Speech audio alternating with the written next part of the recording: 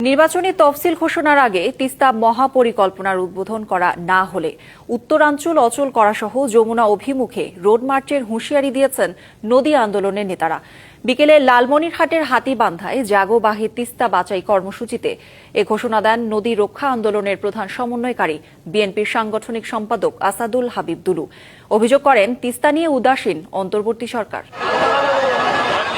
বৃহস্পতিবার দুপুর থেকেই বাস, ট্রাক, ইজি বাইক আর পায়ে হেঁটে খণ্ড খণ্ড মিছিল স্লোগানে হাতীবান্ধার হেলিপ্যাডে সমবেত হন তিস্তা পাড়ের বিপর্যস্ত মানুষ। বিকেলে বের হয় গণমিছিল।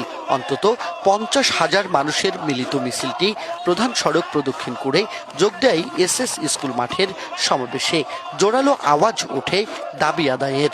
যতক্ষণ পর্যন্ত তিস্তার দুই ধারকে বেঁধে শাসন করা হচ্ছে না, ততদিন পর্যন্ত আমরা আমাদের এই দাবি থেকে আমরা রাজপথ থেকে ঘরে ফিরে যাব না। এই বামতির এবং ডানতির যদি রক্ষাবাদ হয় তাহলে এলাকার ফসল, আবাদি ফসল রক্ষা হবে। এই তিস্তা আমাদের জীবনের সবকিছু কেড়ে নিয়েছে।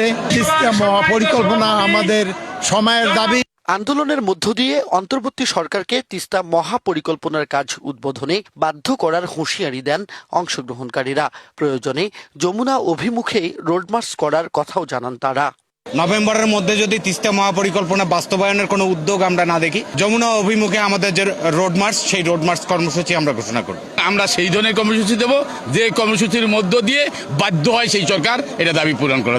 কর্মসূচিতে নেতৃত্ব দেন আন্দোলনের প্রধান সমন্বয়ক বিএনপি নেতা দুলু। তিনি তার বক্তব্যে বলেন, তিস্তা মহাপরিকল্পনা বাস্তবায়নে পতিত সরকারের মতোই অন্তর্বর্তী সরকারও উদাসীন। সরকার অন্যান্য বিষয়গুলোকে যেভাবে গুরুত্ব দেয়, আমাদের তিস্তার ব্যাপারে সে গুরুত্ব দেয় না। আমরা রংপুরের মানুষ সবসময় বৈষম্য শিকার হয়ে থাকি। সরকারের আন্তরিকতা থাকলে অবশ্যই কাজ করা সম্ভব, সরকারের নিজস্ব অর্থায়ন দিয়ে কাজ করা সম্ভব। নদী রক্ষার এই আন্দোলনে তিস্তা বাঁচাও, নদী বাঁচাও সংগ্রাম পরিষদ ছাড়াও আরও বেশ কয়েকটি সংগঠন অংশ নিয়ে সংহতি জানায়।